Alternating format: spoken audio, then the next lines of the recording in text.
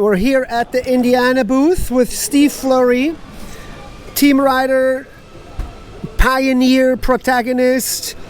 Whenever something new comes up, if it was SUP 15 years ago, foiling 4 or 5 years ago, or now SUP Pump Foiling, Steve is always there, and Steve is always the first guy to know how to do it, and he showed it here at the boat show as a premiere for a lot of people here at the boat show. Have not seen it. They were quite surprised.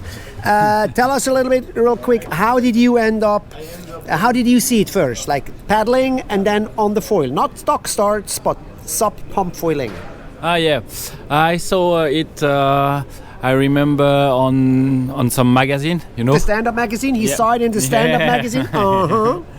I saw it on stand-up magazine. I also saw it on video and stuff like this. But I tried with a smaller board, and I was thinking, I'm too old, Yeah. And when they came with this longer board, with the Kalama family came with this board, I say, maybe there is an opportunity for me to start with this board or to start with stand-up foiling.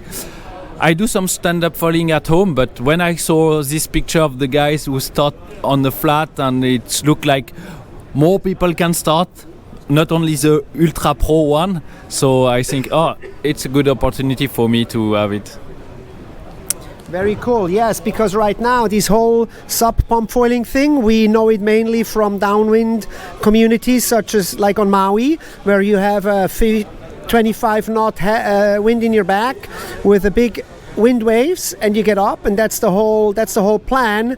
So now people are getting up in flat water, but I would say eventually we have enough wind and enough waves on the lakes where we actually can go do downwinders. Is that right? Yeah, perfectly, already right. My dream was, when I was kid, to go to Hawaii. I always say, I will go when I will be ready. And I heard a podcast from Brian Finch, and he say, I moved to Florida, and it's better in Florida for foiling. It's smaller, but it's cool for me. And I say, I'm living in Lake Lemon, and we've got some great condition, not really every day, but some great condition. And I say, no, I don't want to move. I know I want to live in my lake and try every opportunity. I'm alone, nobody on the park place, no car paying, nothing. It's crazy, and we've got so beautiful long downwind. We can do run, pump, wing, and it's crazy. And for me, it's a great opportunity to get that at home. And how is it at Lac Le Mans in your community? Do you have people that are already trying it, or people are like shaking heads wondering what the heck you're doing? Or is there a way to build a community and show and teach and have more people doing it? Yeah, sure. When I started, I was like a pioneer with 2 or 3 guys, and we meet together, and really quickly all the community come bigger and bigger. Maybe now we got 10 guys and girls going in our spot, but spot 50 kilometers longer, it's 10 or 15 other people, and it's it's showing to be strong. It's more people are more on the age of 30 to 60 or something like. Your young people doesn't understand. It's really. Very hard to do. It's very exhausting too. Yeah, and but we start to do downwinding. But when you are on the lake, you start to pump, and sometimes you've got wave, but you have to go far from the shore.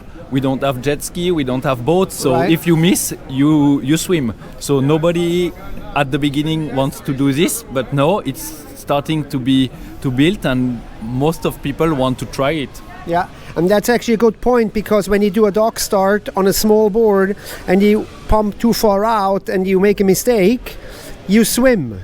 And with the paddle and the bigger board, you have the opportunity to get yourself back on foil even in the middle of the lake and come back. So it's also a little safer, I want to say. There's a little bit of a safety aspect there. Yeah, sure. It's and it will take some people where they don't think they can go, and it's really safe to go on the paddle and relift and restart. For us, it's tricky to do a 1 hour downwind and not falling and try to not fall, and you in your mind you say, I'm really happy, it's nearly the finish. You say no, I am to focus on my breath and stuff like this to not miss, and on the lake also it's really safe because you're not too far, you don't you cannot you see always the shore. And we've got great opportunity with train and public transportation. We can do like cool. A round. It's crazy cool to do this. We've got some run. You can start from a place. You can have a 10 minutes run or 15 or 30 minutes, and after you've got the same time in train to go back. So it's crazy. You just go down a train station. How many train stations can you go down the lake and you just go back up? Yeah, it's so cool, and it's super stoked to show this off here at the boat show in front of this general public that has never even thought of something like this, and everybody is just super surprised to see it. How many people do you have that come ask you where is the motor? Wow. You get out of the water. Where's the motor on this? You've got two questions. You've got you don't have a motor, and the second question is always what the water temperature, because in winter it's 4 degrees temperature, and outside it could be -2-3. But the community is the same during the summer and the winter. You just know with the neoprene you can go really easily on the lake.